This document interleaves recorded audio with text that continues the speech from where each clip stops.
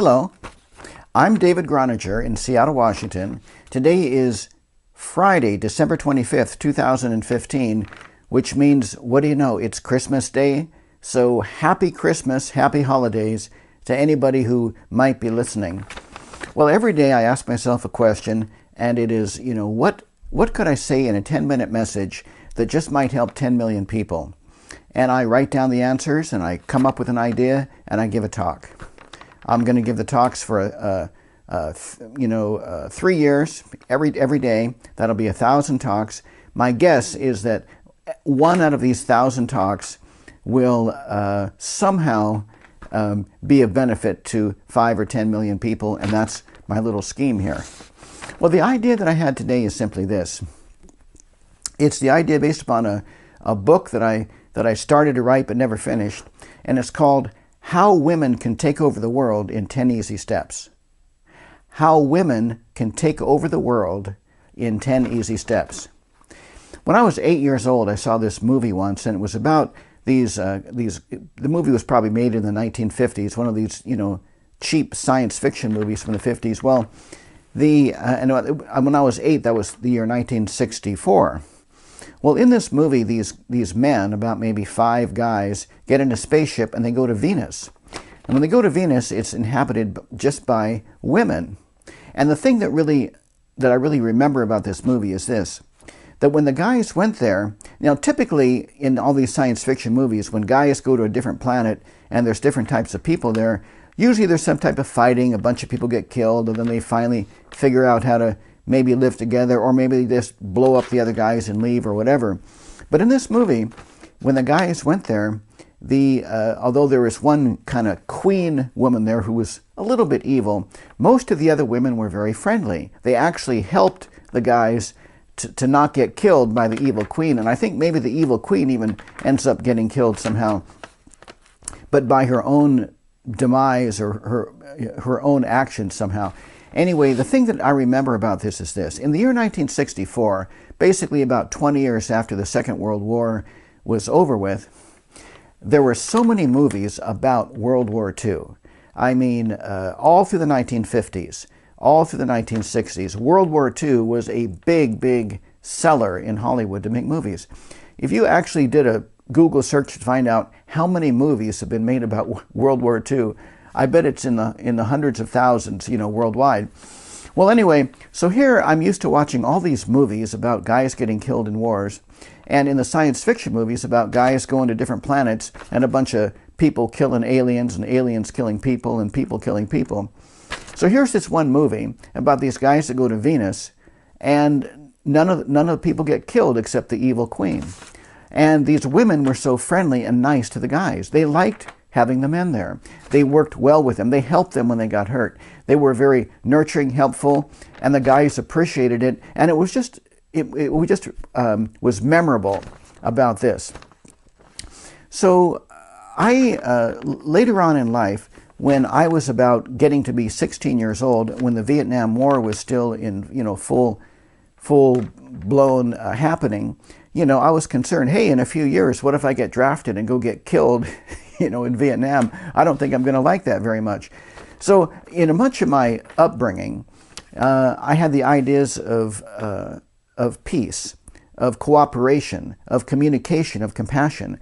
War and getting killed, it's fun to watch in the movies, but when it really starts happening in real life, it's not so much fun anymore. So anyway, about 20 years ago, I started writing this book that I never finished. It was called How Women Can Take Over the World in 10 Easy Steps. So although I set the alarm clock here to go off pretty soon in order to train me to be a better speaker and to be more succinct, I'm going to quickly go through the ideas of this book, How Women Can Take Over the World in 10 Easy Steps. And the first idea is, before you try to take over anything, let the laws of life take over you. Allow yourself to be taken over by the laws that govern the universe, the laws of science, the laws of life, the laws of human physiology, of biology. For example, and the laws of gravity, and work within these laws. Because if you work in harmony with the laws of life, you're going to be more empowered. You're going to use the laws of life to help you and not to try to push the laws of life around. So whenever you try to take over something, don't let the ego be so strong that you think you're stronger than life, that you're bigger than life itself, or that you can violate or somehow, be disrespectful for the very laws that create the heart to beat, the lungs to breathe, and the right food to eat, drinking enough water, and getting enough rest, the laws of health, the laws that govern happiness and the human emotion and things like this. So step number 1, allow yourself to be taken over by the laws of life, by learning about the laws of success, the laws of life, the laws of science, the basic principles of the universe. In a pragmatic, simple kind of way. Step number 2, take over yourself. Before you try to take over the world, take over yourself. And do this by incorporating the laws of life with what you want to accomplish in life. So you're using the laws in life as leverage, as tools, as resources, as a way to operate. You're dancing in harmony with the laws of life so that they are empowering you. Taking care of your health, having a type of work that you enjoy, having relationships that, that are based upon sound human understanding and principles of relationships. Number 3, education. Continued education and promote education. Encourage your other women friends to get educated. Encourage everybody to get educated. Number 4, cooperation, coordination. Women of the world, unite. Get together even more so. And so that's number 5. Assume greater responsibility in leadership. Leadership in business, leadership in government, leadership in the professions, in the medical field, in your community, leadership in family roles. What do you know? The alarm clock goes off. I do this to remind myself that at some point in my life, my final alarm will go off, and it motivates me to hurry up, well, not to hurry up, but to prioritize and to do the things that are most valuable to me in an emotionally fulfilling kind of a way. So I'm going to wrap up. Assume greater leadership in business, government, in the professions, and do this by continued education, and encourage your women friends all over the world to assume a greater role in leadership.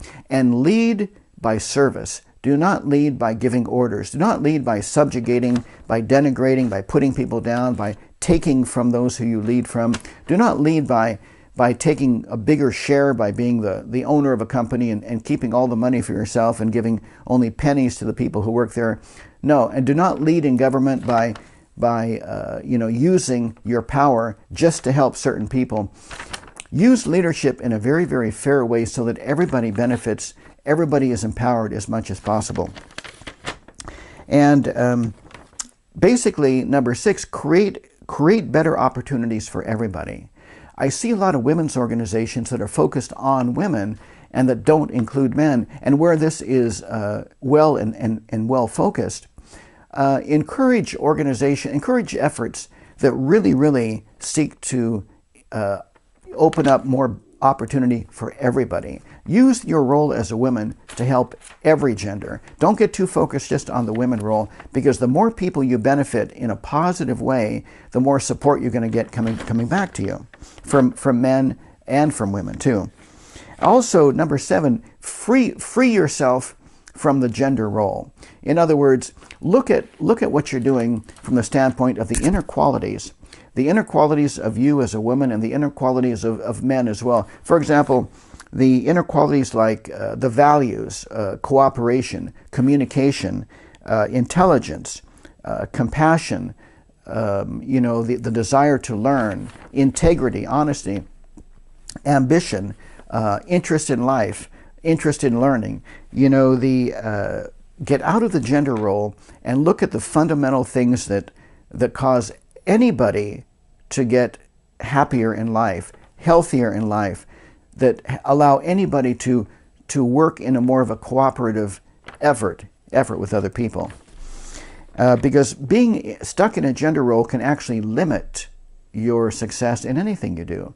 It can limit your willingness to be open to the ideas that come from the other genders, for example. And it might also cause you to be a little bit more, trying to be too influential based upon the gender that you come from, rather than instead get out of the gender role altogether and get into the life role. Not the gender role, but the life role. Remember, there was one time when male and female were all one anyway, and the evolution of biology separated them because it worked out a little bit better. So remember your origins, and that's the idea that there's the laws of life are actually more fundamental than the laws of gender. Work with the fundamental laws, and don't separate men from women. Try to reunite. Try to get united. I see a lot of women's groups, women's clubs, women this, women that.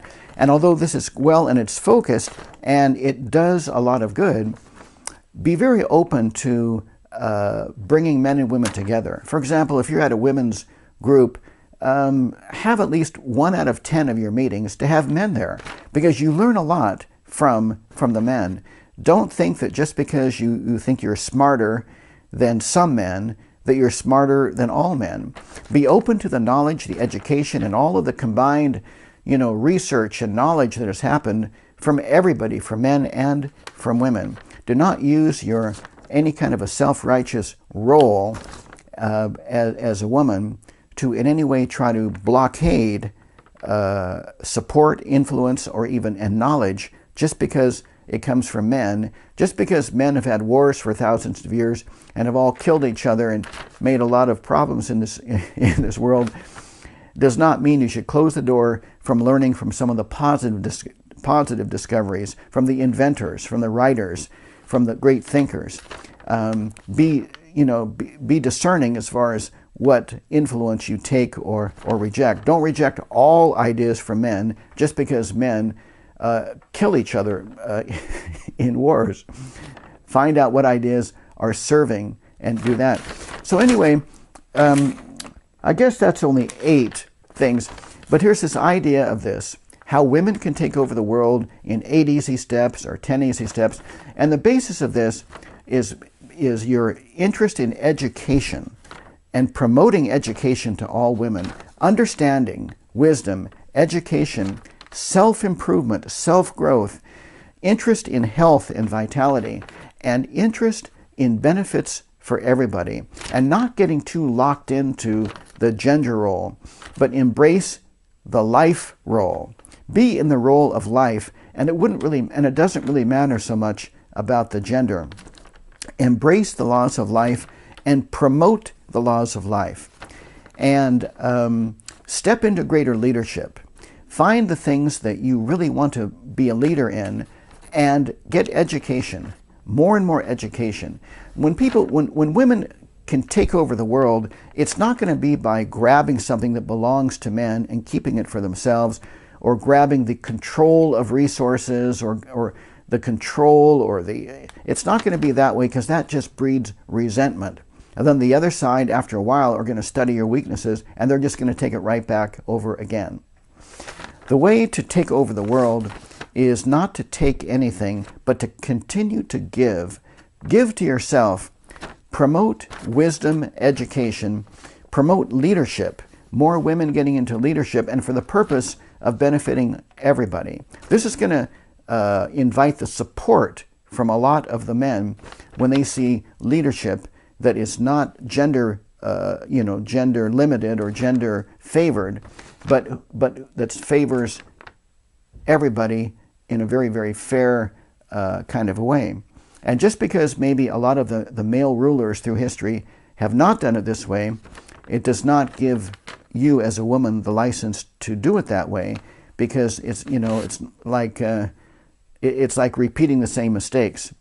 If you want to take over the world, you have to do it with a little bit of a new way of thinking, more of a compassion, cooperation, and really monitor and measure the results so that you're not blindly continuing something that may not be working in some area.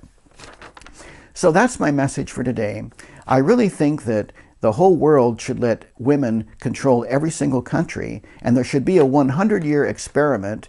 You know, I actually wrote this book in the year 1998, hoping that by the year 2000, that maybe this book would be a bestseller, and that from 2000 to 2100, there could be a 100-year experiment where they would allow a woman to run every single country.